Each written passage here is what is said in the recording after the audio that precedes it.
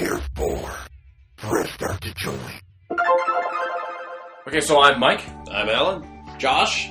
And we are Press Start to Join with the first time ever, live in-house Player 4. Say hello, Player 4. Hello, nice to be here. Thank you. This is Shaymus, he's a gentleman we work with. And today we are kind of doing a theme thing again. We're going to roll with Blast from the Past. We're going to go with the 80s. Yeah. 80s. So, just to really break it down real quick, what we're going to be talking about. I'm going to be talking about my favorite topic of all time, and especially since it was thriving back then, science fiction. Alan is going to be talking about why everybody loves the 80s, even though we weren't part of it. Well, most of us. Yeah, Josh, well, like 2 years. whatever. Well, I lived throughout the 80s, but I was just a little kid, so Yeah. and none of my teen years were in the 80s. Josh is going to be doing a little bit of a music trivia game, Yeah, it's going to be great. and Seamus is going to give us his top 10 80s movies, and then from there we're probably going to find out what the top, what was it, 10? Top 10? Whatever you Most like. overrated 80s movies are of all time? Shaymus has a entire notebook full of things, so this is the press start to Shaymus. I didn't know how much I needed to bring. I just brought enough. We can use however much you like. There's no kill like overkill. There you I go. appreciate that you came completely prepared. See? More prepared than us. Unexpected. So, current events. Somebody posted on the PS2J Facebook fan page, because we're not a group anymore, that we were going to go see a double feature of Iron Man 3 and Star Trek Into Darkness. Guys? That's me. I posted as the group. Yes. I kind of figured it was not me. Then Yeah. why'd you say someone? I'm like, one of you two. Yeah, I can't really sit through double features because I get too fidgety. But I did it. And also through Star Trek, I got to put my feet up the whole movie, and that was awesome. Yeah. That's the one advantage to sitting in the front, because doing a double feature with no time between, we couldn't save seats. Yeah. Yeah, we were up in the neck break. We were up front in the neck breaking seats. That's a deal breaker for me. But they recline. Yeah, It's usually a deal breaker. I was like, my neck is really starting to hurt up until about halfway through the movie. And that's when I was like, I really need to pee. And it's keeping my mind off my neck, so I'm not going to hit the bathroom. What I always do at that point is just tell my friends, I'm abandoning you. I'll be in the back. I'm finding a seat by myself. Yeah. It's where I'll stay for the movie, but not with you It's guys. split up. Yeah. I bet you Josh wishes that I hadn't been sitting there. Oh, yeah. Alan- Large iced tea all over Josh. Large collector cup, I think, has actually got more volume. Wait, Yeah. what? Yeah, when Alan stood up, I wore his ST. Oh, shit. I stood up, my coat caught the edge of my cup, and perfectly dumped it onto Josh's lap. But I'm a walking joke, a parody of a normal person's life, so it's fine. It doesn't bug me. I was just worried that Alan would be too embarrassed. Actually, No, I was very sorry and glad you forgot your phone. Whose iced tea was it again? Mine. Oh, Yeah. okay. So, you both were unhappy with the scenario. No, free then, right? refills. Oh, Yeah. okay. and then I made a girl chuckle because I stood there after she was at the concession booth. I was just there. I just got my drink filled, and then I'm standing there with an identical cup with half of my body soaked. And she stares at me and has this big smile when she sees the big stain. Then I stood there wringing out my shirt, making it sticky in front of the concession stand. Oh, terrible. That's okay, I sat in the snooze row, I guess. Oh, really? There was one moment in time where I looked over and I was like, uh-oh, John's fallen asleep. I should probably get Krista to wake John up, or I could just nudge him. So I leaned forward and I was like, Krista's asleep. And then I saw a hand kind of flop, just hanging off an armrest. I was like, no way. Leaned forward further, and Graham on the far end was also asleep. Oh my god. Was that during Star Trek? Or? Yeah, this That's is during Star rough. Trek. They was snooze row. I can't believe they all fell asleep. With the lens flares alone, we were so lit up, I got a tan. Yeah. Off the Admiral's daughter's face. Yeah. That bothers me so much. But yeah, it was all our second time seeing Iron Man, which is great. Yeah, good movie. Good movie. It's not like a deep experience, but it's definitely entertaining. Oh, yeah. That's what I'll give it, yeah. As far as a superhero movie goes, it's that's what it should be. But Yeah. Actually, John and Krista, they were glad that I texted them at lunchtime to let them know about the double feature, because they only just watched Iron Man 2 that same day. Oh, cool. That lines up. So they needed an upper. Yeah, they're like, Iron Man 2 is It's a little, yeah. It's like, Yeah, we're that's gonna an see example of a bad superhero movie, in my opinion. We're I gonna was surprised they came back so strong with 3 because it was way better. Mhm. We're going to see Iron Man 3. We should probably get around to watching 2. Well, the best thing is Tony Stark is such a like superstar in the second one, and he's like invincible. But then in 3, he's got PTSD, and it makes him so human. That's what I liked so much about it. Yeah, He became a real And character. he actually becomes a person. Yeah. I just love how he actually like went through physical training and learned how to fight well Mm-hmm. instead of just Because he completely learned now he relying- has to fight. Yeah, instead of completely relying on the armor, he's actually got some moves. Mm-hmm. It's pretty awesome. Something I always liked about Iron Man, though, was that the Iron Man is the suit. And, Yeah. and if you can learn to operate the suit, then you can be Iron Man. But Tony Stark is just, Playboy millionaire, right? Yeah. I always kind of liked that, too. True. But part of being a Playboy nowadays is knowing martial arts, too, of some kind. Yeah, isn't it? So, that's true. Yeah. With all that cool controlling that suit with his brain, it's so disappointing that he blew them all up at the end. Because he could be his own crime-fighting duo. Because he could be operating a suit while his subconscious is working around him, fighting alongside him. While Jarvis, Yeah, I was like, just is have- And fighting- Jarvis yeah. can Just do have it Jarvis too. back you up the entire That time. skeletal suit that comes out and like punches those guys 47 times. But the thing, in the big fight scene with Party Protocol, Yeah. there is that time where there's a suit waiting for him, and another Iron Man flies through it. Because, yeah. Was that another Iron Man? I thought it thought that was. was something getting thrown through it. Oh, I thought it was another suit. No, I think it's like one of the bad guys like heats hitting up an, it. Heats up an iron rod, throws it through it. Yeah. Like a javelin. I think it's like, oh shit, we don't want him in there. Yeah. Okay. I made a throwing motion. I Okay. keep forgetting people can't see me. I'll take that. Alright.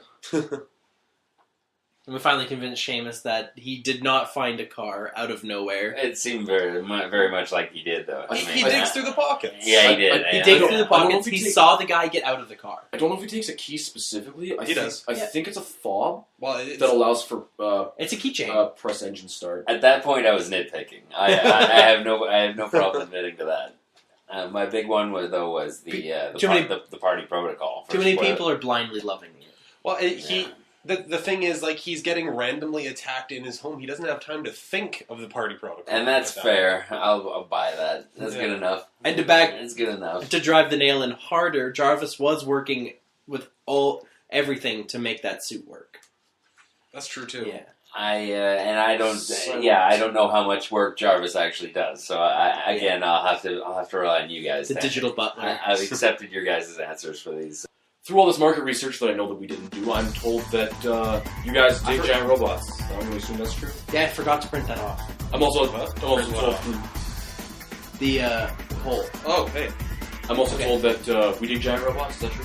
Do we dig giant robots? Yeah, giant robots are awesome. Okay, I'm also told that chicks dig giant robots, but I don't have a source on that right now. So anybody? Let's just assume they do. So yeah. So we asked you. And the topic I'm just going to call Mind on Machines. Too late, it's already in there. Sigh. If you could pilot any robot, which one would it be? And we basically had no limitations on what a robot was. So I went a little berserk with this question. I've got a list of like 60 things that I have to try and narrow down still. Let's give you 3. 3? Okay, You like too many things. yeah, just that's too the mean. problem. Okay, I'm going to go with different classifications. I'm going to go with something goofy. The elemental power armor, either Toad or just standard from BattleTech, because they're small, they're fast, and it's like Iron Man with a lot more guns, Okay. but not like War Machine. Oh, but they're suits you wear. Yeah, it's a suit that you more wear than you pilot. Okay. So you're small, you're kind of vulnerable, but the idea behind them is you can do things like smash into a mech suit's canopy and kill the pilot. Okay. Yeah, because a mech is like a big tank with legs. Yeah, kind of, yeah. Okay. From there, I like archaic stuff, so I'm going to go with the Type 97 Hannibal from Pat Labor 2. You guys wouldn't know that. Nope. You see it for all of about 3 minutes. They die horribly, because they're a UN peacekeeping mission, and they're not given permission to fire on an aggressive enemy force that's moving in on them. Okay, what? Is this from a thing? Pat Labor 2. It's a movie. No, not from the 80s, Shaymus? Not a movie I've heard of. No. Is it an anime? Yes, it is. Oh. That makes sense. Lastly, VF-19 from Macross, because it's a robot that turns into a plane. Oh, yeah. Wait, Okay, that's the whole Macross Robotech argument, right? Yeah, it's one of the weirder ones, but it's specifically from Macross Plus, so it exists only within the Macross universe. The only I played a game for Xbox with those, and yeah, they can go full robot, full jet, or a hybrid of both. Called Gearwalk Damn. mode. It's pretty funny because it's like if you take the front end of a jet and then just Slap some legs and arms on it. legs and arms hang out from underneath the jet, Nice. and then the back half of the jet doesn't exist. The idea behind it is it gives you speed and mobility while giving you the functionality of having the manipulator arms. And they successfully operate those things? I don't know how. I really Okay. honestly don't. Okay. And like they have a little slide toggle, 3 of them, which is how they change modes. They're like, okay, whichever one is up is which mode you're in. But they don't automatically move when you move one up or down. You gotta slide them all the time. So there's 2. There's robot and jet. So you just leave 2 up. No, there's 3. There's Stupid. there's what is it? Maybe you There's J, B, and G, and it's the dumbest thing ever. Yeah. Because there's Jet, Batroid, and Gerwalk. Wow. It's painful. Did you get the poll? Yeah, I just brought up the poll now. So, piloting any robot in any way, what would it be? We had 4 votes for a Gundam. Yeah, I know. Just I voted for that. Gundam in general. 4 votes for Iron Man's armor. Yeah, sure. 1 vote for orbital frame. What? Okay, what is that? That's from Zone of the Enders specifically. That'd be things like Anubis and Jehuti. That's Kojima's Yes. other game series that he's known for. Zone of the Enders and Zone of the Enders 2. Okay, Okay. so giant robot, I'm assuming. Giant robot with it's got a really odd canopy placement. Oh, it's the the cockpit. Yes, the idea of the cockpit made mechanical entirely. It's Yeah. big old robot wing. That's where you sit. But does it eject off? Is it I don't know. I can't Maybe. remember. I can't remember a lot of ZOE. okay? Next up is Megas XLR. That's me. I fucking love that thing. It does. That's that monster truck, right? It's a classic car on top of like a hot rod painted gigantic robot body, controlled with a variety of video game controllers inside the classic car. Yeah, it's Yeah. like a That's 50s pretty caddy. neat. Just That sounds yeah, it's what like is that 50s from? caddy hammered onto the top It's of what from says Megas. It's essentially. a cartoon called Megas XLR. Okay. It's like he took the Megatron's body, cut his head off, and just hammered on like a 1950s Cadillac. It's beautiful. And then filled the inside with like game controllers and shit. Like manual mode is the seats come back and a DDR mat rolls out. So it's a stand up. Well, just for manual mode. It has a 5 minutes to the end of episode button. Yeah. It's beautiful. Blows up everything. Also known as Party Protocol. Yeah, pretty much. 15 minutes to end a movie. Next up, we've got 2 votes for Megazord or Voltron. I guess just the basic concept of 5 things coming together into giant Okay. robot. I'll accept that. 1 vote for Evangelion. That'd be Chris. Evangelion. That's something I haven't watched. That'd be the More anime. the AV units from Big robots. Yeah. It's usually going to be an anime. You boys and your anime. We have a vote for Escaflowne as well. That's, I know, Courtney. And someone, Keaton O. Escaflowne, Courtney specifies TV style, not the movie where they steal your blood. So that's an important distinction. They steal What? your blood in the movie. Oh, in the movie, Yeah. it's powered by your blood. Yeah, That's terrifying. The movie is terrifying. That's efficient. And yeah, Escaflowne and Gundam Human matter, like are Matrix similar. is, Yeah. But whereas Gundam, you're doing like joysticks and shit, Escaflowne is very much 1-to-1 Yeah, Yeah. actions. I remember the show. Yeah. I've never seen the movie. Yeah. And There's a Gundam, bunch when of you other sit in options a on it big that I just chair, hammered Yeah. in. joysticks Because- and pedals and things. Because somebody, one of our wraparound screens. most appreciative listeners, Cody, said he'd pilot a Mad Cat and then voted for Iron Man. Well, yeah, because he specifically said Mad Cat Mech, and then he says he voted for Iron Man. His my god lol. He's asterisk. Yeah, it's like, I think it's supposed to be he's my god. And also, he informed us not to say anything bad about Iron Man. Yeah. So, I'm going to say something bad about it right now. Oh. Yeah, not enough flubber. I don't even. He's a scientist, he could do it. Well, why though? On the back of a name tag, he could write half of what fixed a regenerating, changing your DNA thing. Yeah, He could make flubber. yeah, he could, but why? Flubber. Yeah, Why not? What can Flubber ever do for anyone? Get really good at basketball. It powered a car to fly him up into the sky. He's got the Iron Man suit. Yeah, he's great at basketball. So Iron Man suit, awesome at basketball. Iron Man suit flies into the sky. The Iron Man suit is Flubber, by that logic. Yeah, but much better. The Almighty MacGuffin. So, I have not seen his Iron Man suit start a little tiny band and have hijinks. Wait for Jarvis to control each of the components separately. Oh, it's true. Party mode could be a whole other No, not right? even party mode. Just the one skeletal suit that comes apart and punches everybody. Right. Just that's a one-man band. I think that was just more like a prototype for his suit that flew onto him. All I'm Yeah, I saying think is so. with like 42 suits, he could have had a band plus like a concert hall. You could have the crowd plus band set up. Whatever. Yeah. I'm done.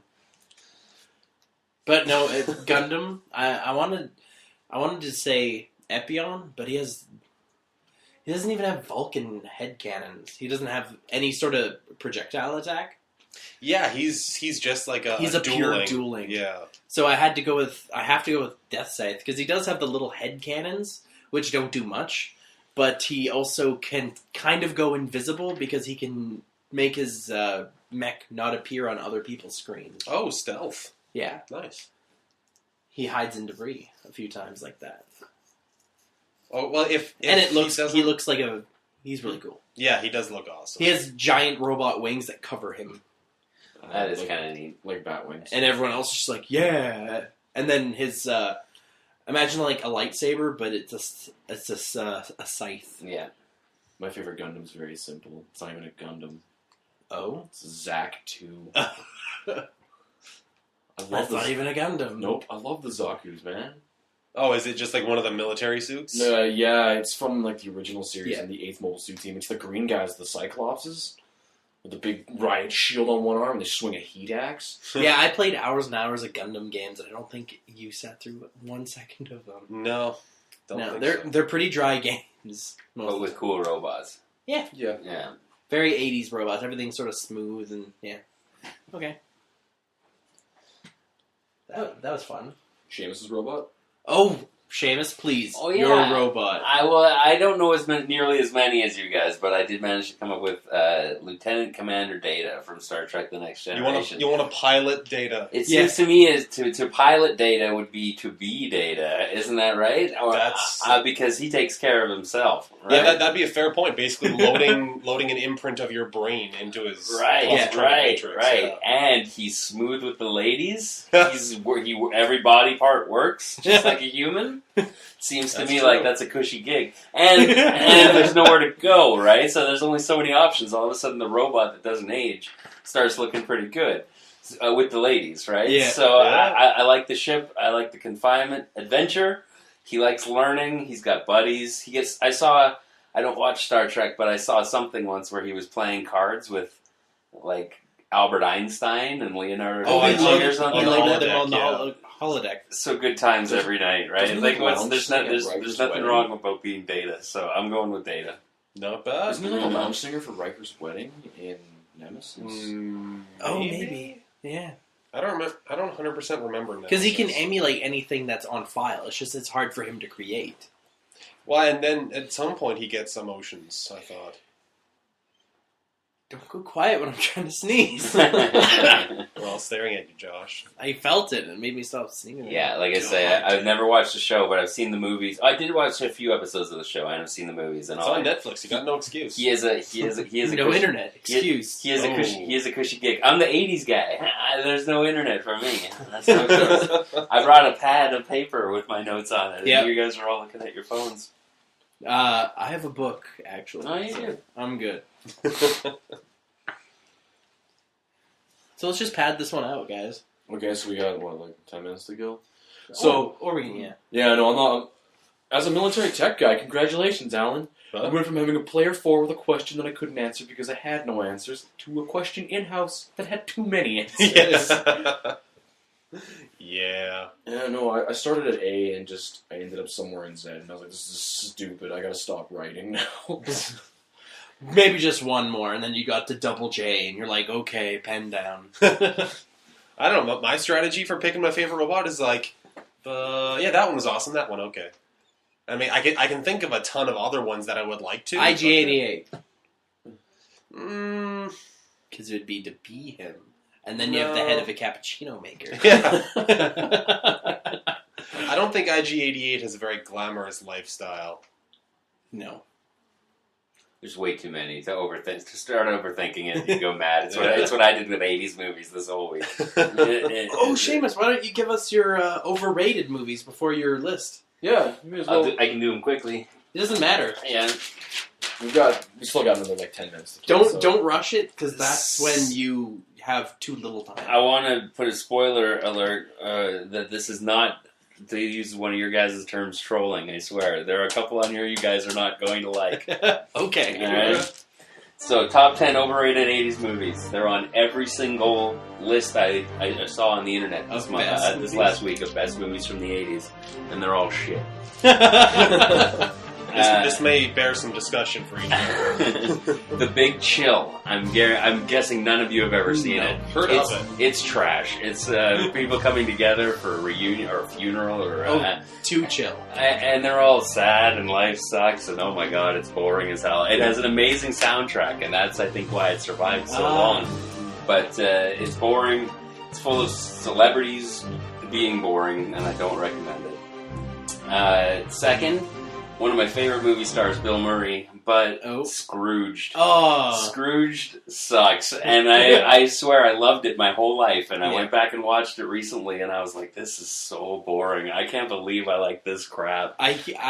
It's a Christmas Story redone for the 80s. And it's kind of boring, right? Yeah, it's sappy, and I mean there are funny parts. Obviously, it's Bill Murray and Bobcat Goldthwait, right? So there are funny parts, but he's trapped in an office building, isn't he? Yeah, and he's doing the three ghosts. No, not just it was a TV show. A big TV station thing. TV station. He ran it. Yeah, so there's sets and stuff. Yeah, and so like cute Christmas movie, but not funny, and that's what I remember about it, and therefore it's just kind of boring. Right? And not good enough. I haven't seen it recently enough to argue. I got another Christmas one here for third, A Christmas Story. I don't know if you guys have ever seen that. The Kid with the Glasses. The Kid with the Glasses that wants the BB gun. Yeah. The only redeeming part of that movie is the sexy leg lamp, which you can buy Christmas decorations with that sexy leg lamp on it nowadays because people emulate this movie. Oh. They love it. They revere it, I should say. That's the word.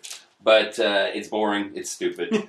I fall asleep every single time I try to watch it now because the pacing is so slow and so stupid. I've been told by many people to watch it. Oh yeah, I'm sure. It's on every single list I saw, and it does not belong there. I assure you. Trust me. Watch it just to prove me wrong. Here's one where I feel you might start getting angry with me. The Evil Dead. The first one? The first one. Okay. The Evil Dead is a piece of shit. It's not. It's about as good as a student film.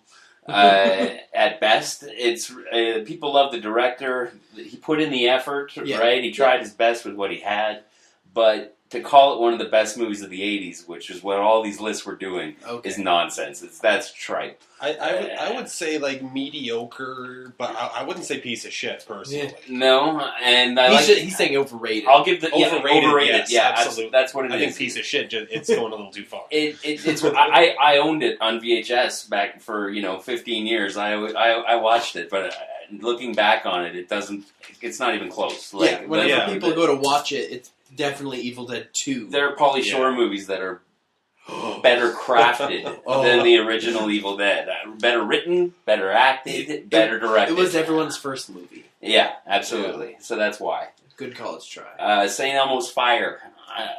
This is a sprinting one? No, this is it's most of the actors from The Breakfast Club. Once they're in their mid-20s, and please hire us again. It's basically the exact same thing, but dealing with the 20s instead of dealing with their teens. And it is depressing as hell, and it's not good. It's long and boring. Because high school, it's like, that's growing up, but it's like everyone's an adult now, and everyone's life surprisingly sucks. Like, what a big shocker! Being an adult is rough, right? And so Demi Moore crying and Andrew McCarthy crying and Judd Nelson crying, and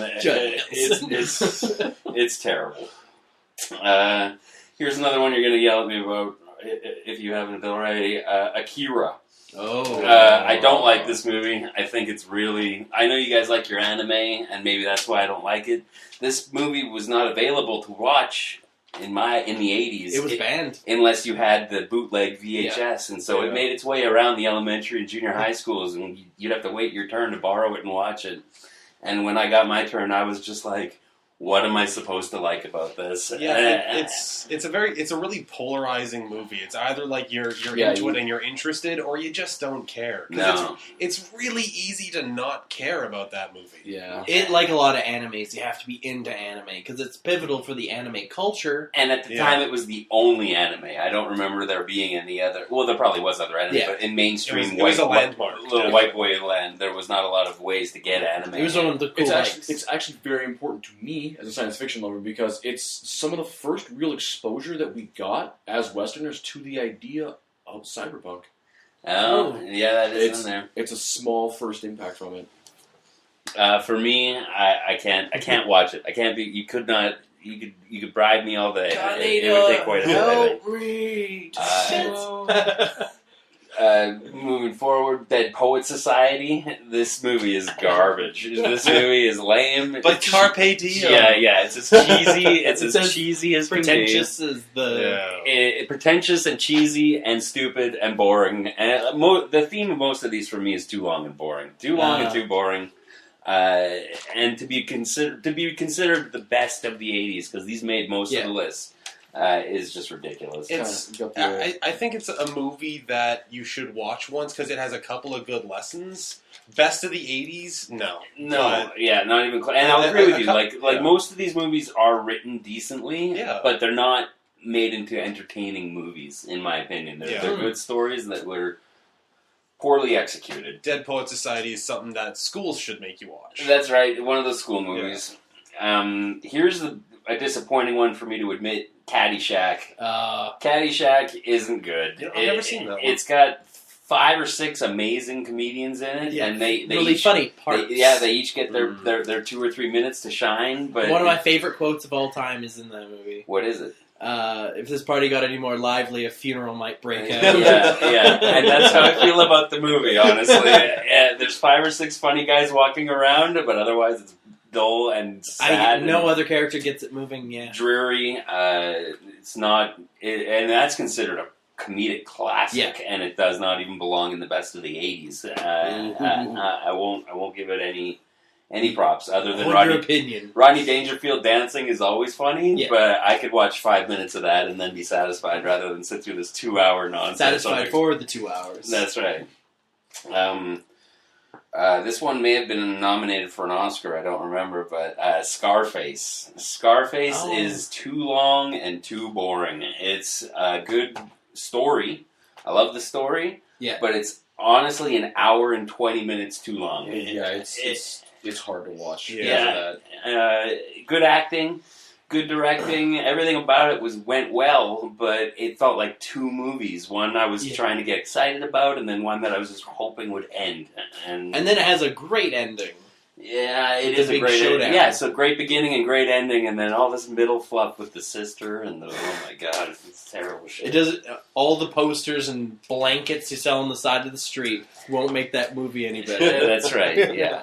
And now the number 1 overrated movie of the '80s, and I apologize to you boys, but it's Labyrinth. That's for me. Labyrinth to me is the David Bowie Magic Dance Hour with featuring the Muppets. Yeah, that's pretty much it. It's got some cute Muppets, and that's about it. I think for me, I remember the garbage lady scene where all of a sudden they're in a ballroom dancing, and then the ballroom explodes, and then they're... It starts as the world falls down, and then she falls into all her possessions. Oh my god, that's just brutal. And it's the hoarding lady. The hoarding lady, just brutal. Cute Muppets throughout the movie, but... Jim Henson couldn't be stopped then. David Bowie was just ridiculous. But that's David Bowie! And I couldn't watch it again. That's good. That's perfect, actually. We're just clocking it over a halfie. So, stay tuned for our topics. Yeah. I think it's good. It's going good. This is awesome. Coming up in part 2, we'll go over our questions, topic segment things. Awesome. We're just going to cut it in post. No, I'm going to let it draw out until you decide when to say we're done. Oh. Stop it.